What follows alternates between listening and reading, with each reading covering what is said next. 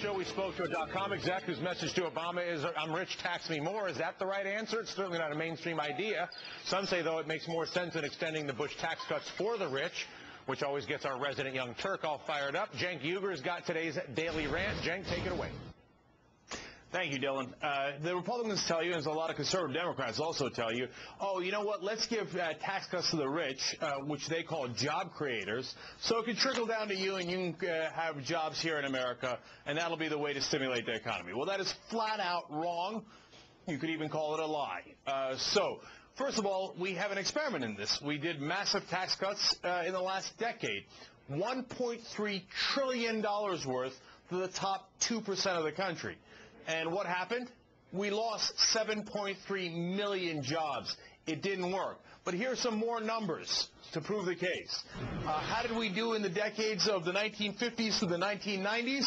Well, we were kicking ass. We were doing 3.5 to 7.4% growth in real gross non-residential investment, which means everything outside of your houses, right? What happened in the 2000s after the massive tax cuts? It's only 1% growth. Terrible. Well, how about growth rate for investment in equipment and software? Hey, are we investing more in our businesses? Well, in the 1950s and 1990s, kicking ass, 5.7 to 9.9%. America's on a roll. We do the massive tax cuts for the rich, and we're down to 1.9%. Schwang, wang, wang. Now, where did the money go? That's the real question. Where did it go if all this money flowed in? Well, the MSCI Emerging Market Index shows that went up 120%, meaning that the foreign markets are doing fantastic. Our own S&P 500 in that same decade went down 6%, so we're not doing as well.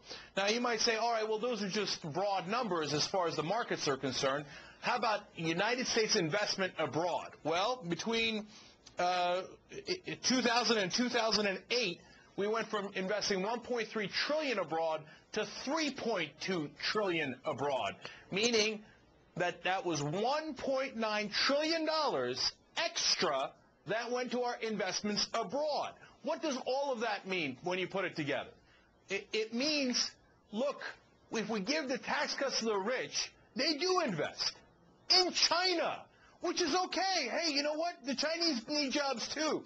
But when the Republicans and the conservative Democrats tell you, hey, let's give more tax cuts to the rich so they can create jobs here in the United States, that is a lie. That is not what's happening. They're investing abroad. So, too, are the banks lending abroad. I'll amplify your point.